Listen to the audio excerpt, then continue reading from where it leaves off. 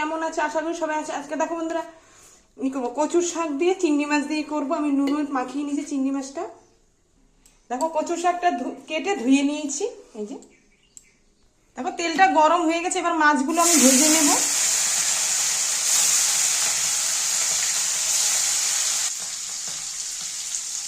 দেখো ভাজা হয়ে গেছে, এবার আমি তুলে নেব মাছটা। দেখো তেলটা গরম হয়ে গেছে, এবার আমি তেজপাতা দেব। দেখো বন্ধু এবার না কাঁচা লঙ্কা, পাকা কাঁচা লঙ্কা আর রসুন।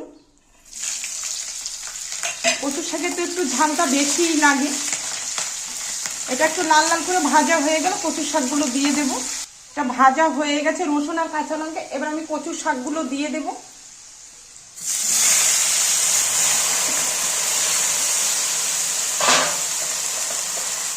লবণ, এবারে দেবো হলুদ গুঁড়ো। হলুদ গুঁড়ো অল্পই দিলাম, এবার একটু নেড়ে দেব। আচ্ছা তাহলে তোমরা দেখতে থাকো। হ্যাঁ, একটু ঢেকে দেব। হ্যাঁ দেখো বন্ধুরা আমি একটু ঢেকে দিয়েছিলাম, আবার একটু নেড়ে দিচ্ছি। আর ঢাকবো না, জল বেরিয়ে যাচ্ছে।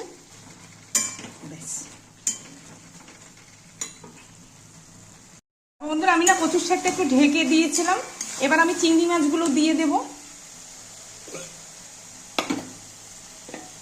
চিংড়ি মাছটা একটু আমি কেটে নিয়েছিলাম।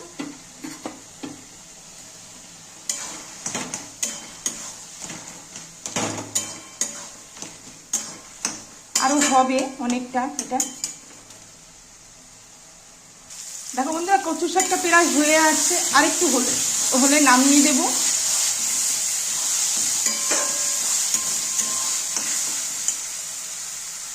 দেখো বন্ধুরা কচুর শাকটা হয়ে গেছে, এবার আমি নামিয়ে দেব।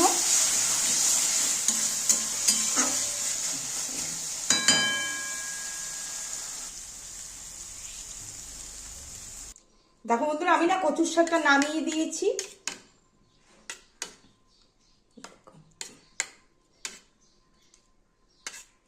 তোমাদের কেমন লাগলো? কচুর শাকে তো প্রচন্ড ঝাল লাগে, এটা প্রচুর ঝাল হয়েছে। কাঁচা পাকা লঙ্কা দিয়েছে, তোমরা দেখলে। ঠিক আছে,